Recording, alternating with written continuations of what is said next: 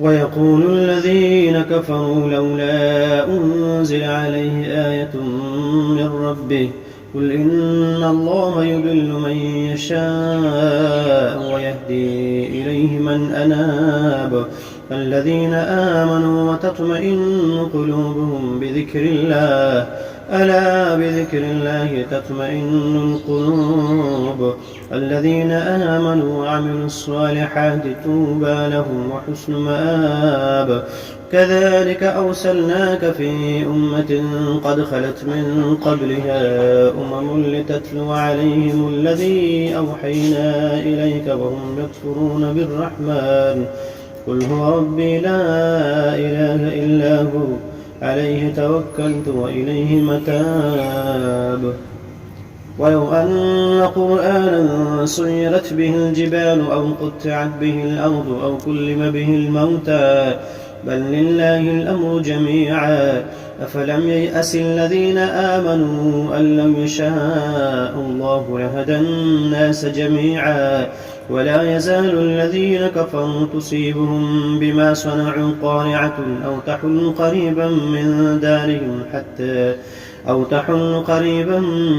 دارهم حتى يأتي وعد الله إن الله لا يخلف الميعاد ولقد استهزئ برسل من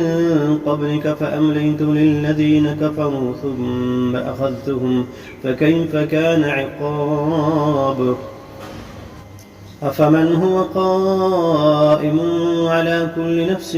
بما كسبت وجعلوا لله شركاء قل سموهم أم تنبئونه بما لا يعلم في الأرض أم بظاهر من القول بل زين للذين كفروا مكرهم وسدوا عن السبيل ومن يضلل الله فما له من هاد له عذاب في الحياة الدنيا ولعذاب الآخرة أشق وما لهم من الله من واق مثل الجنة التي وعد المتقون تجري من تحتها الأنهار أكلها دائم وذلها